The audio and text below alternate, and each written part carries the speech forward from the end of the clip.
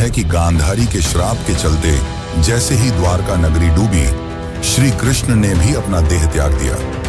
पर क्या आपने कभी सोचा है कि श्री कृष्ण की प्रिय, उनके दिल के सबसे करीब राधा रानी की मृत्यु कैसे हुई? आखिर उनकी अंतिम इच्छा क्या थी और उन्होंने श्री कृष्ण से ऐसा क्या मांग डाला जो आज भी चर्चा का विषय है? ये एक ऐसी प्रेम कहानी है जो समय से भी परे है। ये वो बंधन है जो तन से नहीं, आत्माओं से जुड़ा हुआ है।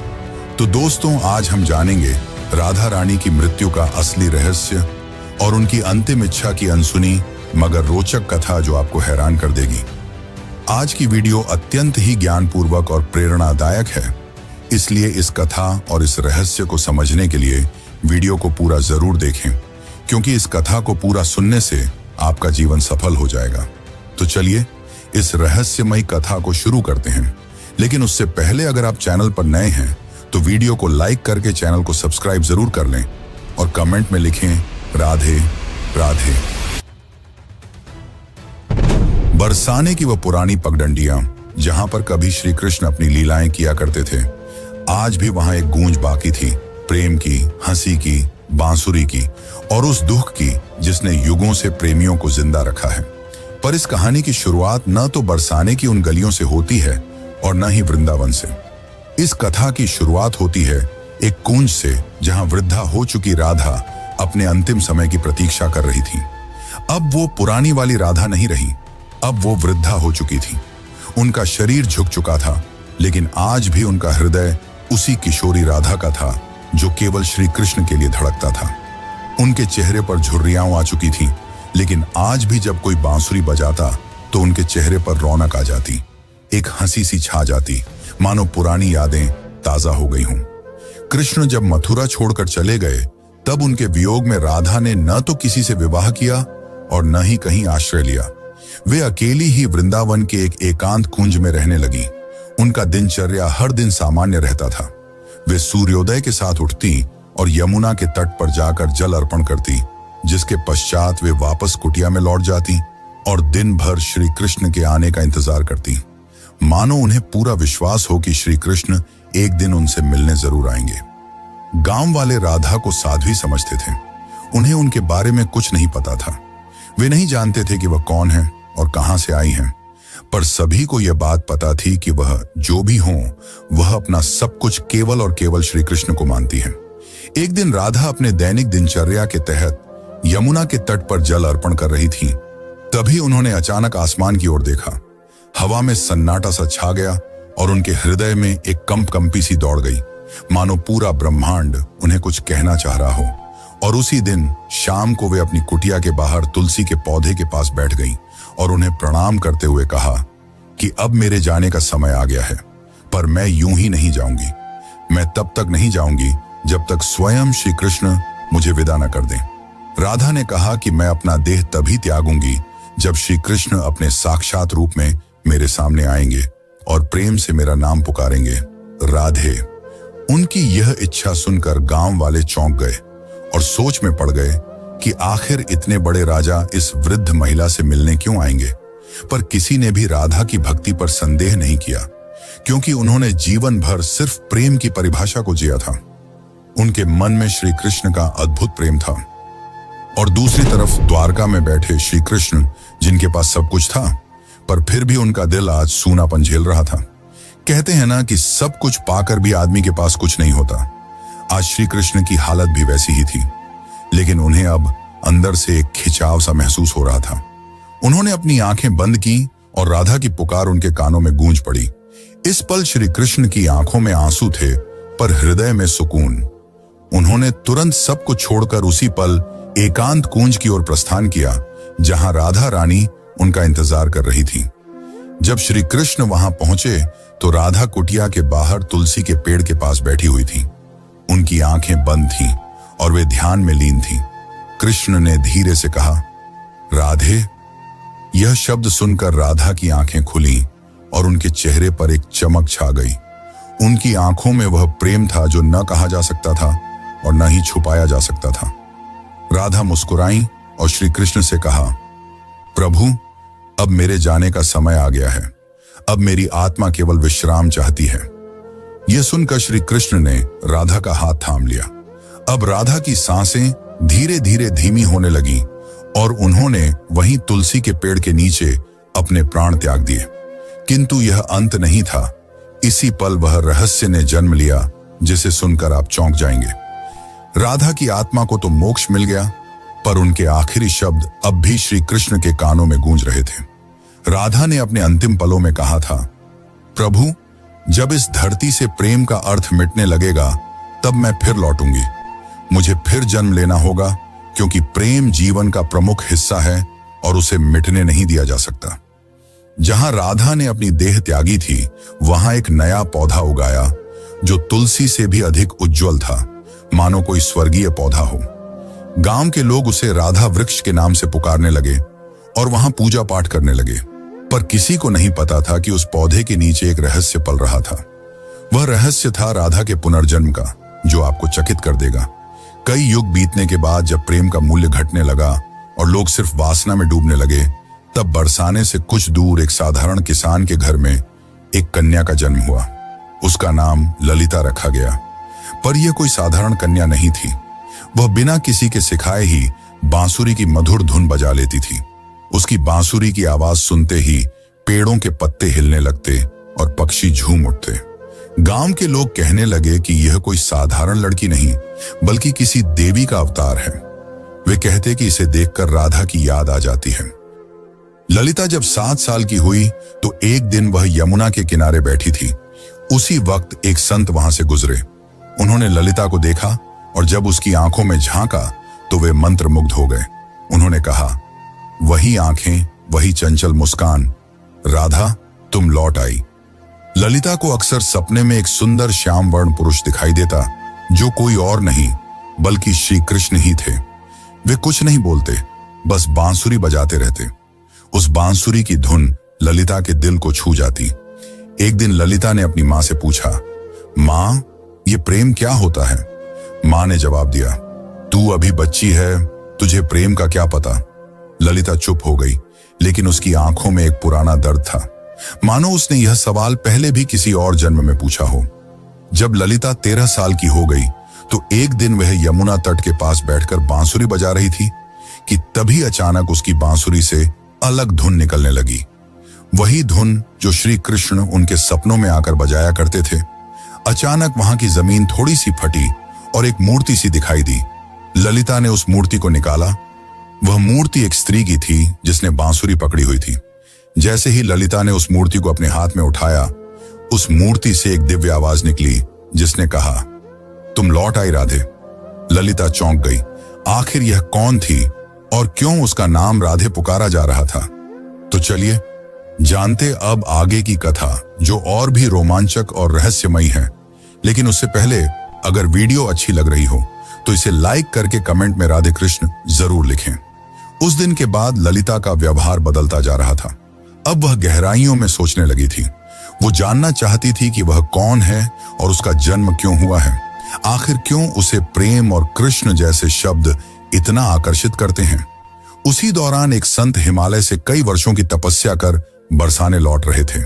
जब उन्होंने ललिता को देखा तो वे स्तंभ रह गए। वह बोले, युगों पहले मैंने यही आंखें राधा की देखी थी। कन्या, तुम इस युग की नहीं हो। तुम्हारा जन्म किसी उद्देश्य से हुआ है। ललिता ने पूछा, कौन सा उद्देश्य? तब उस तपस्वी संत ने अपनी आंखें बंद कर जवाब दिया, अभी के युग में प्रेम केवल एक शब्द बनकर रह गया है।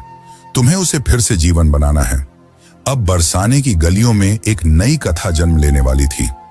दरअसल यह कथा नई नहीं बल्कि पुरानी थी, राधा के पुनर्जन्म की कथा। अब ललिता किशोर अवस्था में पहुंच चुकी थी। अब उनके मन में विचित्र सी बेचैनी थी, मानो कोई उन्हें पुकार रहा हो।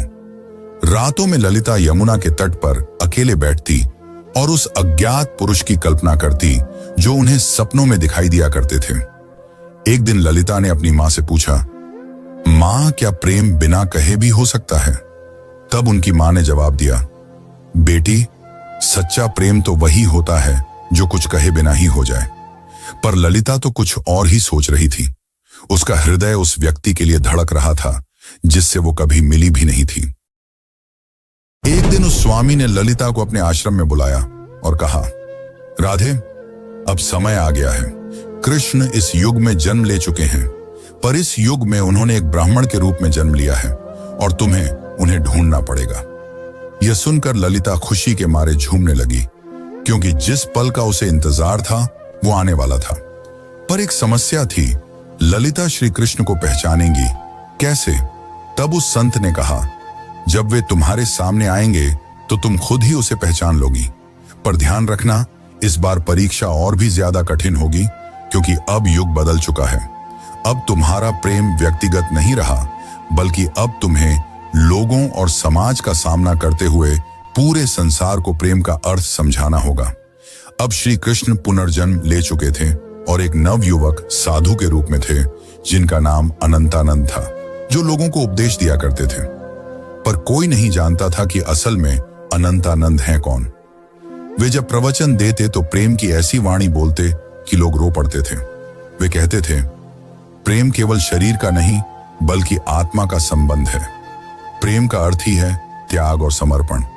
पर अंदर से वे भी अधूरा सा महसूस करते थे। वे भी हर रात यमुना के तट पर जाकर बैठ जाते और उस अज्ञात स्त्री के स्वप्न में खो जाते। अब एक दिन संत के आदेशानुसार ललिता अपने माता पिता को प्रणाम कर अकेले ही अपने उस अज्ञात प्रेम की तलाश में निकल पड़ी। उनके हाथ में केवल एक छोटी सी बांसुरी थी और मन में दृढ़ निश्चय। वे गांव-गांव घूमती, कभी कथा सुनती तो कभी कई साधुओं से मिलती, इस उम्मीद में कि उसे उसका प्रेम मिल जाए। पर किसी साधु में वह तेज नहीं था जिसकी तलाश ललिता को थी। एक दिन उसे एक वृद्ध महिला मिली, जिसने उससे पूछा, बेटी, तुम इधर उधर क्यों भटक रही हो? तब ललिता ने कहा, मुझे किसी की तलाश है। उस वृद्ध महिला ने ललिता में राधा सा तेज देखा और उसे सुझाव दिया, बेटी, तुम अपनी यह बांसुरी बजाओ। जो तुम्हारे लिए बना होगा वह स्वयं ही धुन सुनकर तुम्हारे पास खींचा चला आएगा। जिसके पश्चात ललिता ने ऊंची पहाड़ी पर चढ़कर अपनी बांसुरी बजाई और ठीक उसी पल उसे कई मील दूर अनंतानंद की आंखें भर आईं। ललिता अब तक 8 गांव पार कर चुकी थी। हर गांव में वह अपनी बांसुरी बजाती, मगर अब तक उसे वह नहीं मिल पाया था जिसकी उसे तलाश थी। ललिता को अनंतानंद के आसपास होने का एहसास होता, मगर वह उसे ढूंढ नहीं पा रही थी। अब वह थक चुकी थी, जिसके बाद उसने प्रण लिया कि यदि अगली पूर्णिमा की रात तक उसे वह नहीं मिला तो वह यमुना में कूदकर अपनी जान दे देगी। उस दिन आखिरी बार ललिता ने बांसुरी बजाई। उसकी धुन वैसी ही थी जो किसी को अंदर तक भिगो दे। उसी पल हिमालय में बैठे अनंतानंद को वह ध्वनि सुनाई दी। उसे वह ध्वनि काफी प्रभावी लगी, मानो उसने कई वर्षों बाद वही ध्वनि सुनी हो जो उसे पुकार रही हो। अनंतानंद ने तुरंत ही हिमालय छोड़ दिया। ठीक उसी रात ललिता को फिर से स्वप्न आया, पर इस बार स्वप्न काफी अलग था। इस बार श्री कृष्ण और राधा यमुना के तट पर बैठे थे और राधा श्री कृष्ण से पूछ रही थी, प्रभु, क्या इस बार भी मेरी प्रेम कहानी अधूरी रह जाएगी? कृष्ण ने कहा, नहीं राधे, इस बार संसार को तुम्हारे प्रेम की पूर्णता दिखाई देगी। इतना कहते ही ललिता का स्वप्न टूट गया। ललिता के मन में एक नई उम्मीद जाग उठी थी। अब वह उस जगह पहुंची जहां अनंतानंद पहुंचने वाले थे, वृंदाधाम। यह कोई आम स्थान नहीं थी। कहते हैं कि इसी स्थान पर राधा ने कृष्ण को आखिरी बार देखा था और एक शिला को छूकर प्रण लिया था कि जब तक उसकी प्रेम कहानी पूर्ण नहीं हो जाती वह लौटती रहेगी। उस समय वृंदाधाम में एक कथा हो रही थी और उस कथा के वाचक कोई और नहीं बल्कि स्वयं अनंतानंद थे। ललिता बहुत दूर खड़ी थी और उनके चेहरे को भी नहीं पहचानती थी, परंतु उनकी वाणी में कुछ ऐसा था जिसने उसके हृदय को प्रभावित कर दिया। उस दिन अनंतानंद प्रेम की परिभाषा समझा रहे थे। प्रेम वह नहीं जो आपके पास होता है और आपके साथ जीता है। प्रेम तो वह है जो दूर होकर भी पास होता है। वे यह सब बता ही रहे थे कि उनकी आंखें ललिता से टकराईं। दोनों एक पल के लिए स्तंभ रह गए, मानो पूरी दुनिया ही रुक गई हो। अनंतानंद ने तुरंत ही प्रवचन छोड़ दिया और ललिता के पास दौड़े चले आए। तब ललिता ने अनंतानंद से धीरे से पूछा, क्या आज भी आपको मेरी आवाज सुनाई देती है? अनंतानंद ने उसकी आंखों में देखा और प्रेम से कहा, राधे, तुम आ गई। पल काफी मनमोहक था। पूरा संसार थमा हुआ था, लेकिन यह अंत नहीं था। असली कहानी तो अब शुरू होने वाली थी। अचानक मौसम खराब होने लगा और बादल काले पड़ गए, और तभी वहां एक साधु कुरंगनाथ प्रकट हुए, जो नहीं चाहते थे कि राधा और कृष्ण फिर से मिले, क्योंकि उसे ऐसा लगता था कि अगर राधा और कृष्ण फिर से मिल गए तो प्रेम को धर्म से ऊपर का स्थान मिल जाएगा, जो कि समाज की जड़ता को तोड़ डालेगा। कुरंगनाथ ने कहा, तुम्हारा प्रेम आज के युग के नियमों के विरुद्ध है। आज का समाज न तो इस प्रेम को समझेगा और न ही सहन कर पाएगा। तब अनंतानंद ने कहा, प्रेम समाज का मिलन नहीं बल्कि दो आत्माओं का मिलन है। तब कुरंगनाथ ने कहा, तो फिर अब तैयार हो जाओ अंतिम परीक्षा के लिए। कुरंगनाथ ने कहा कि यदि तुम्हारा प्रेम सच्चा है तो अगली पूर्णिमा की रात तक ललिता अपनी आंखों पर पट्टी बांध लेगी और वह बिना देखे और बिना सुने तुम्हें ढूंढ निकालेगी। यदि वह इसमें असफल हो जाती है तो दोनों को फिर से युगों युगों के लिए बिछड़ना होगा। अनंतानंद यह सुनकर मौन रह गए, पर ललिता ने बड़े ही प्रेम पूर्वक और शक्ति से कहा, मुझे आपकी यह शर्त मंजूर है। पूर्णिमा की रात पास आ रही थी। यह परीक्षा ललिता के लिए केवल एक शर्त नहीं थी, बल्कि उसके प्रेम और संयम की लड़ाई थी। वह खुद भी यह जानना चाहती थी कि क्या बिना देखे सिर्फ मन और आत्मा से प्रेम किया जा सकता है या नहीं। अब उसने अपने नेत्रों पर पट्टी बांध ली और कसम खाई कि वह अब किसी को नहीं देखेगी जब तक उसकी आत्मा उसे स्वयं श्री कृष्ण को न दिखा दे। लोगों ने जब उसे ऐसा करते देखा तो वे उसका मजाक उड़ाने लगे कि आजकल की कन्याओं को तो सिर्फ नाटक करना आता है। लेकिन कुछ ऐसे भी थे जिन्होंने उसके इस प्रयास की तारीफ की और उसे हिम्मत दी और बोले, हे राधे, तुम इस युग में जरूर प्रेम को जीत दिलाओगी। उधर दूसरी ओर अनंतानंद एक सुनसान गुफा में ध्यान मग्न बैठे थे। वे केवल एक ही शब्द दोहरा रहे थे, राधे। वे न कुछ खा रहे थे न पी रहे थे। उनके शिष्य इस दृश्य को देखकर घबरा गए और बोले, गुरुदेव, यदि ऐसे ही चलता रहा तो आप जीवित नहीं बचेंगे। तब अनंतानंद ने मुस्कुराते हुए उत्तर दिया, मेरे प्राण तो केवल राधे में बसते हैं। इतना कहकर उन्होंने अपने शिष्यों को आदेश दिया कि यदि ललिता उनके बारे में पूछे तो उसे न उनका चेहरा बताया जाए, न ही उस स्थान का पता दिया जाए जहां वे ध्यान कर रहे हैं। वे भी जानना चाहते थे कि क्या इस युग में भी राधा केवल अपनी आत्मा की पुकार से उन्हें ढूंढ पाएगी। इधर ललिता अपनी आंखों पर पट्टी बांधे गांव-गांव भटक रही थी। वह अनेक साधुओं से मिलती और पूछती, क्या आप अनंतानंद हैं? पर उसे कुछ हासिल नहीं हो रहा था। कुछ साधुओं ने तो यहां तक झूठ बोलने की कोशिश की कि मैं ही अनंतानंद हूं, पर ललिता का हृदय उन्हें पहचान जाता। उनकी आवाज में वह माधुर्य नहीं था, न ही वह तेज था जो केवल आत्मा से पहचाना जा सकता था। एक बार एक साधु उनके पास आया जिसमें गजब का तेज था और जिसकी वाणी अत्यंत मधुर थी। उसने ललिता से कहा, मैं ही अनंतानंद हूं। यह सुनकर ललिता एक पल के लिए डगमगा गई, पर तुरंत ही उसे एहसास हो गया और उसने उस साधु से कहा, आप में तेज तो काफी है, पर आप वह आत्मा नहीं है जिसकी मुझे तलाश है। उसी क्षण उस साधु ने अपना भेष बदल लिया। दरअसल वह कुरंगनाथ ही था जिसने भ्रम फैलाने के लिए ऐसा किया था। अब कुरंगनाथ ने क्रोध में कहा, तू अब तक नहीं टूटी? आखिर किस प्रेम की बात करती है तू? इतना सुनकर ललिता ने कहा, मेरा प्रेम इस युग के बंधनों से मुक्त है, जिसे शब्दों में समझाना असंभव है। इतना सुनकर कुरंगनाथ वहां से चला गया। अब ललिता उस गुफा के पास पहुंच चुकी थी जहां अनंतानंद ध्यान मग्न थे। ललिता धीरे धीरे गुफा के अंदर गई और अंत में उसे वहां किसी के होने का आभास हुआ, जिससे दिव्य तेज निकल रहा था। ललिता ने उन्हें पहचान लिया और उनके पास जाकर अपनी बांसुरी उनके पैरों में रख दी और कहा, मैं आपको देख नहीं सकती, पर मेरा हृदय काफी जोर से धड़क रहा है। क्या आप वही हैं जिनकी मुझे तलाश है? अनंतानंद ने बांसुरी उठाई और उसे बजाया, वही धुन जो ललिता को यमुना तट और अपने सपनों में सुनाई देती थी। फिर अनंतानंद ने उसकी पट्टी खोली और कहा, राधे, इस बार भी तुमने मुझे तन से नहीं, केवल अपने मन और आत्मा से पहचान लिया। वे दोनों रो पड़े। उनकी आंखों में कई सालों की थकान थी जो अब मिट रही थी।